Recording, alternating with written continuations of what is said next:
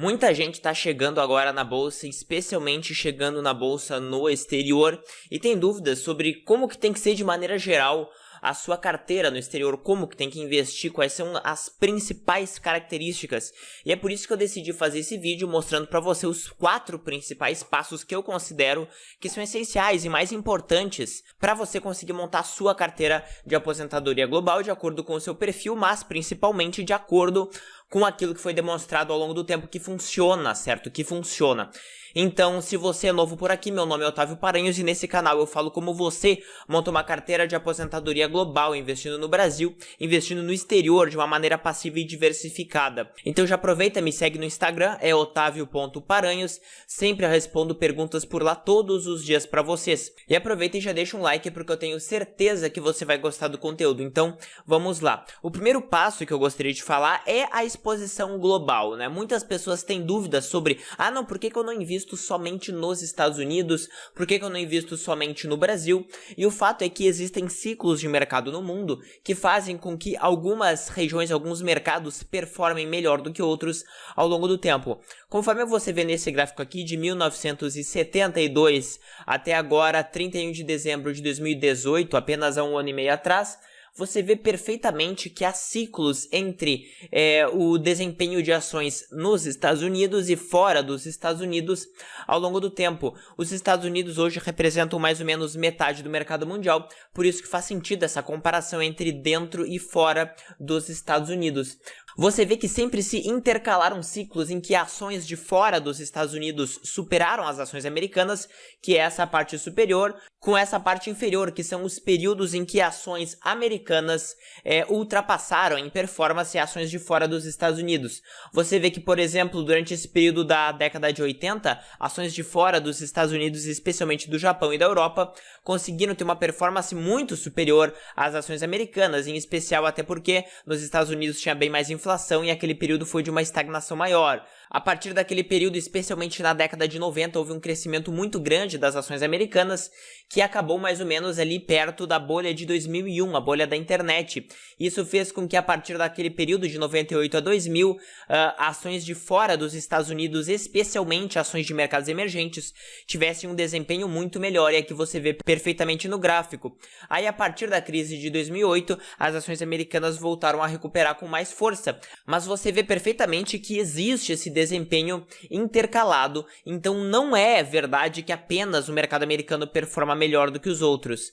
Conforme você vê, por exemplo, quando a gente compara esta linha azul, que são países desenvolvidos de fora dos Estados Unidos, o laranja, que são os Estados Unidos, o S&P 500, e a linha vermelha, que são os países emergentes, em que se inclui o Brasil, você vê que, por exemplo, durante 10 anos, de maio do ano 2000 até maio do ano 2010, os mercados emergentes em dólar, isso aqui, superaram em grande medida o desempenho das ações americanas. Aqui, então, se você tivesse investido $100 aqui em 2000, você teria chegado ao pico ali antes da crise de 2008 em 270, 280 dólares, teria caído com a crise, mas teria fechado a década de forma bem positiva, tendo multiplicado o seu dinheiro por 2,2 vezes, enquanto que nos Estados Unidos você teria perdido 20%.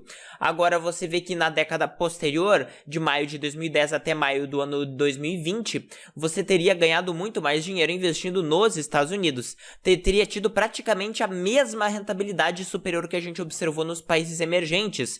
Antes, você teria multiplicado seu dinheiro por 2,4 vezes praticamente em 10 anos. E em mercados emergentes você teria perdido 10%. Então você vê que existe essa variação de retorno por geografias. Por isso que é tão importante você investir de maneira global. Então este é o primeiro ponto que eu queria deixar para você. E por fim, mostrando aqui que não é porque você investe em uma região que muitas vezes tem um retorno menor que você vai ter uma expectativa de retorno realmente bem menor. Você observa que de 1950 até 2019, ações americanas renderam mais ou menos 11,3% ao ano, enquanto que ações de fora dos Estados Unidos renderam 10,3%. 1% a menos, mas se você tivesse um portfólio balanceado, neste exemplo aqui, é de 70% americano e 30% de fora dos Estados Unidos, pelo fato de haver o rebalanceamento e, portanto, compras no período de baixa das ações, você teria mantido a rentabilidade superior, que foi a rentabilidade americana, com um desvio padrão menor, ou seja, uma menor volatilidade, uma menor variância dos seus retornos, o que é positivo, isso melhora a qualidade da sua carteira. A segunda característica, o segundo passo de uma boa carteira de ações para o longo prazo, especialmente para você que está começando, é que essa carteira ela precisa ser barata. Aqui eu mostrei apenas como que teriam desempenhado 3 carteiras, uma com um padrão de gasto de taxa de administração de 0,05% ao ano, que é essa linha amarela, que isso a gente encontra nos maiores fundos de investimento, ETFs, que são negociados nos Estados Unidos para qualquer pessoa com qualquer valor, e depois se você tivesse pagado mais caro, por exemplo, essa linha vermelha, se você tivesse pagado 1% ao ano de taxa de administração, e a linha azul, se você tivesse pagado 2% ao ano de taxa de administração. Cabe salientar que nos fundos ativos brasileiros, o padrão é 2% de taxa de administração e mais 20% do que exceder algum outro índice, então é ainda superior a isso, as taxas que são cobradas, especialmente em fundos ativos, tá? Eu peguei um padrão de retorno histórico médio de 8% ao ano, o que é bem razoável, certo? Mas aqui você vê que ao longo de 30 anos economizando seu dinheiro, eu fiz uma simulação investindo R$2.000 por mês. Aqui você observa que se você tivesse pagado a taxa mais cara de 2% de administração ao ano, você teria acumulado R$1.700.000 no final do período, e se você simplesmente tivesse investido nos mesmos ativos, com o mesmo risco, a mesma volatilidade, apenas controlando aquilo que você consegue controlar, que é controlando a taxa que você paga, pagando aqui uma taxa de 0,05% ao ano, você teria tido muito mais dinheiro, você teria tido aqui praticamente R$2.300.000 de patrimônio total, o que dá uma diferença de R$600.000. Agora imagina o que você faria com R$600.000 de diferença. Isso já dá muitas viagens para a Europa, já dá algum apartamento que você queira comprar. Então é bem significativa essa diferença somente considerando algo que você controla, que são as taxas. Então reduza as suas taxas. Este é o segundo passo, é a segunda característica importante para uma carteira global de longo prazo. A terceira característica que eu queria comentar, essa aqui é uma das mais polêmicas, é que a sua carteira, no meu ponto de vista, deveria ser passiva, ou seja, não ter um gestor, uma pessoa que define o que você vai investir, deveria apenas respeitar regras de um índice. Inclusive, você consegue fazer isso através de ETFs, através de fundos passivos, e se você investir em ações individuais, você vai estar sim fazendo stock picking, você vai estar sim fazendo um investimento ativo. E aqui eu vou explicar para você basicamente por quê. Aqui eu peguei um exemplo rápido de uma demonstração de fluxo de caixa descontado. Nossa, Otávio, isso aqui é muito número. Bom, presta atenção em mim, depois você olha isso daqui. Basicamente, o valor de uma ação, o valor de uma empresa, nada mais é do que a soma de todos os lucros que ela vai ter no futuro no valor de hoje. Como você não sabe se amanhã a empresa ela vai de fato sobreviver ou ela vai crescer, você vai ter que supor quanto que vai ser o fluxo de caixa da empresa no futuro, você vai ter que supor quanto que vai ser o lucro que ela vai ter, só que você terá que trazer este valor até o dia de hoje, descontando por uma taxa. Esta taxa é que vai embutir o risco e a possibilidade daquele fluxo de caixa não existir, ele ser maior ou ele ser menor. Como tem esse risco, tem essa incerteza e é muito mais vantajoso você ter o dinheiro hoje do que amanhã, é necessário descontar este valor futuro. E aqui, basicamente, os fluxos de caixa descontados, eu simplifiquei ao máximo aqui, eu retirei tudo que não realmente importava, só para explicar o conceito para você. Ai, mas tem os detalhes que você precisava ter colocado. Bom, aqui é só o conceito do fluxo de caixa descontado. Os principais fatores são 3. É basicamente a taxa de desconto, que é esta taxa de oportunidade, esta taxa de risco que você tem que descontar. Depois, você vai supor aí quanto que a empresa ela vai crescer por um período relativamente curto, aí de 3 a 5 anos. Além disso, já é muita suposição. Tem gente que supõe aí até 10 anos, mas além disso, realmente é muita suposição, tá? Eu vou simplesmente conseguir supor quanto que a empresa vai crescer nos próximos 5 anos, e a partir deste período de 5 anos, eu suponho uma taxa de crescimento perpétua, que é uma taxa que a empresa ela vai crescer para sempre. Em geral, esta taxa não pode ser muito acima do crescimento médio do país, do crescimento médio do PIB. Por quê? Porque senão, basicamente, a empresa ela cresceria acima do tamanho total do país, se ela sempre para a eternidade crescesse acima acima do tamanho do bolo do país, do bolo da economia. Ela precisa crescer no máximo até o tamanho da economia, senão ela vai ultrapassar o tamanho de toda a economia, o que é impossível, o que não faz sentido, certo? Então, só para exemplificar para você, por que eu falo que stock picking é contar histórias? Porque se eu contar para você uma história bonita em que a empresa ela tem uma taxa de desconto menor, porque ela é um pouco menos arriscada, por diversos motivos que eu posso inventar para você agora, uma padaria que está muito segura no seu bairro, etc. E se eu falar que ela tem, enfim, novas possibilidades de crescimento em e-commerce, contar uma história bonita de crescimento que a gente observa o tempo inteiro no mercado, e eu digo que ela vai crescer 15% ao ano pelos próximos 5 anos, e depois ela vai crescer de acordo com a taxa média do mercado, com a taxa média da economia brasileira de 5% ao ano em termos nominais, eu chego aqui a um valor presente deste fluxo de caixa descontado de 771 mil reais, se ao longo de cada ano, por exemplo, se no ano que vem ela tiver 40 mil reais de fluxo de caixa, seguindo o crescimento que eu acabei de mencionar. Esta empresa valeria 771 mil reais, certo? Considerando este fluxo de caixa padrão para o ano seguinte, que é de 40 mil reais, certo? Agora, se eu for um pouco mais pessimista e contar uma história um pouco mais pessimista, supor aqui que a taxa de desconto dela é um pouco mais arriscada, supor que seja de 14%, se eu supor que ela não vai crescer tanto assim, se eu supor que ela vai crescer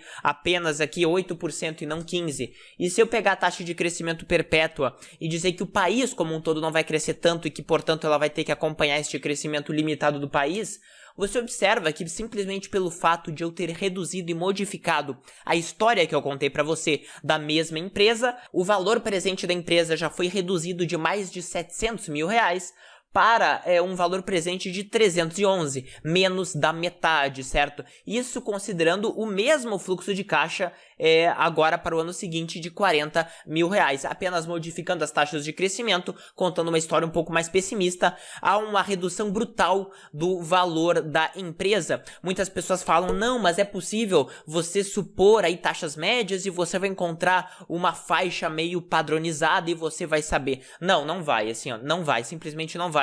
É totalmente possível, quando você assina, por exemplo, diversas casas de análise, isso é uma coisa que eu fiz, você observa que analistas diferentes têm histórias muito diferentes para a mesma empresa e, portanto, eles têm valores totalmente diferentes para a mesma empresa, o que assim elimina ou pelo menos reduz muito a segurança que você tem quando você investe em ações individuais. Por isso que eu recomendo fortemente que você nem entre neste mérito, que você simplesmente invista em fundos de índice, fundos que respeitam regras objetivas, fundos que eliminam o gasto do seu tempo, dão muito mais segurança para você, porque em geral esses fundos são extremamente diversificados, tanto globalmente quanto, enfim, em países, em setores, em empresas de vários tamanhos, e você vai simplesmente investir em empresas de uma maneira média, de uma maneira que o mercado, de uma maneira geral, com diversos analistas, já faz o cálculo para você e determina em média quanto que a empresa ela deveria valer. É claro que se você não quiser se expor ao risco de mercado, você consegue sim ter uma exposição a alguns fatores, algumas características que mudam este retorno médio do mercado. E este é o quarto passo que eu queria trazer para você, que uma boa carteira global de aposentadoria eu considero que poderia ter, é uma exposição a fatores comprovados. O que é isso, Otávio? Basicamente, um fator é uma característica da empresa que vai mudar o retorno daquela ação, que vai mudar o retorno do seu investimento.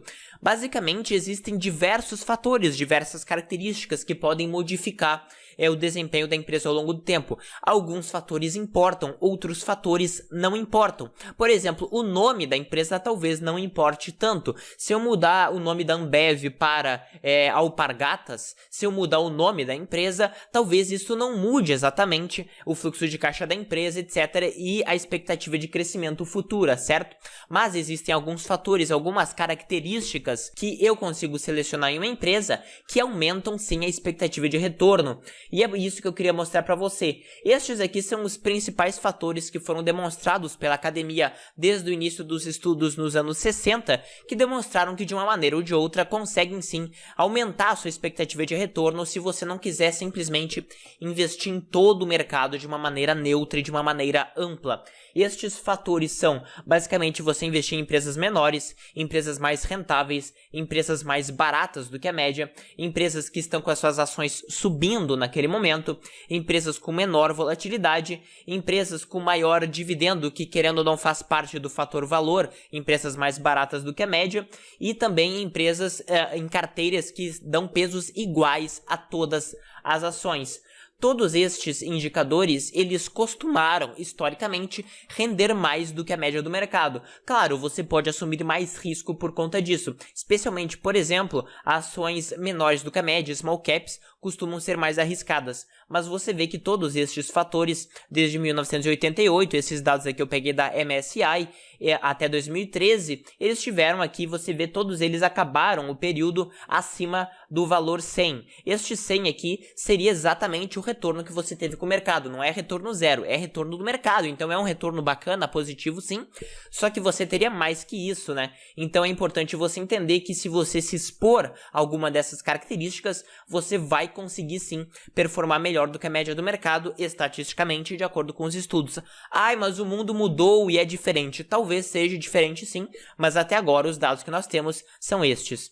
É importante salientar que se você pega um período mais longo, especialmente aqui eu peguei o fator valor do Fama and French, que basicamente são dois estudiosos que avaliaram e que primeiramente apresentaram este valor ao mundo acadêmico, né, este fator ao mundo acadêmico. Eles utilizaram um indicador que hoje não é muito utilizado, mas que é útil para demonstrar para você, é o múltiplo preço sobre o valor patrimonial. Hoje em dia está meio defasado, mas você vê que desde 1926 até 2013, se você tivesse investido em empresas pequenas com baixo indicador, baixo múltiplo preço sobre valor patrimonial, você teria tido um retorno que foi praticamente aqui 64 vezes superior à média do mercado americano, tá? Então você vê que isso é muito significativo. Você vê que empresas de crescimento, que a gente chama que são empresas opostas, ou seja, com preço sobre valor patrimonial alto, que no caso aqui é de growth, tiveram uma rentabilidade inferior ao 1, inferior à média do mercado. Assim, não são fatores comprovados, ou seja, não se demonstrou estatisticamente que, por exemplo, ações que mais subiram nos últimos anos entregam um resultado melhor. Isso não foi comprovado.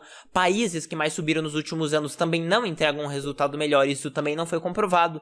Nem ETFs ou fundos que subiram nos últimos anos também não foi. As pessoas adoram pegar algum fundo e falar, nossa, olha só como este fundo subiu. Isso não garante absolutamente nada. Não há nenhuma evidência de que algo que subiu recentemente continuará subindo. Da mesma forma, ações de tecnologia disruptiva, de algum setor mega específico de biotecnologia, também não há evidências de que algum setor mega específico compense o risco adicional que você tem por se concentrar tanto naquele setor. Ou ações de novos setores. A gente vê ações de setores de novas plantas que agora são permitidas nos Estados Unidos, ações de empresas que combatem uma doença que gerou, enfim, um caos social neste ano. Você vê que existem diversos motivos pelos quais as pessoas adoram investir em alguma coisa específica, mas eu só quero trazer para você que não há evidências de que isso funcione, certo? Assim, cada um é responsável pelo que quiser investir, mas, novamente, não sou eu que estou falando que faz sentido investir no fator valor ou que faz sentido investir naqueles fatores que eu mencionei de uma maneira ampla, global, diversificada, passiva e barata. Não sou eu que falo isso. Vou dar um exemplo para você, o professor Jeremy Siegel, que foi aquele professor que escreveu aquele livro que já é muito famoso hoje, Ações para o Longo Prazo, ele fala exatamente isso. Vamos dar uma olhada.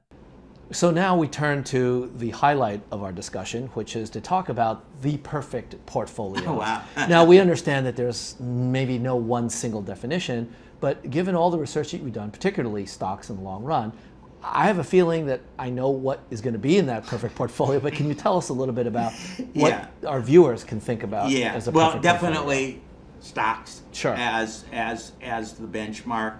Half of the world's equity capital is outside the U.S. if you look at market value, and you should not ignore the global picture, particularly today because we are actually they are cheaper in terms of price earnings ratios than we are. Now there is a little bit of sector adjustment that you do, but basically they're very, in a low interest rate environment, they're very, very reasonable. So don't ignore, I know it's like pulling teeth to get people international, but if you can get there, 50% even is not unreasonable. In terms of the equity investments, what's your view in terms of pure index fund versus something that either might have a tilt or sector specific? I know it's been a rough time for value investors. We definitely know over the last 10 years, 5 years. But I still think for so many reasons, because it's like the growth trap that you mentioned from my book, Future for Investors. People get mesmerized by growth and they overpay. And over time, even if you hold them, whatever dividend reinvestment they do, it's going to be at a smaller amount than if you hold those value stocks, reinvest, or get the buyback return that you're going to get on that. I think that they're going to still perform. So I would definitely tilt towards the value side. Então, conforme você vê, não sou eu que disse isso. O professor de Wharton disse isso, certo? Então, um resumo geral para você. Basicamente, uma carteira que, no meu ponto de vista, faz sentido para a sua aposentadoria segura no longo prazo. É uma carteira global, é uma carteira barata, com baixas taxas de administração. Uma carteira passiva e que você não fique selecionando, investindo e criando fluxo de caixa. E também uma carteira com fatores comprovados e não aqueles fatores que as pessoas adoram inventar por aí. Então, este é o conteúdo que eu queria passar para você. Se você não investe dessa forma, me fala aqui nos comentários por que você não investe. E se você investe, coloca aqui invisto em ETFs passivos. Então, se você gostou, dá um like, se inscreve no canal e ativa as notificações para você não perder nada que eu coloco aqui. Valeu!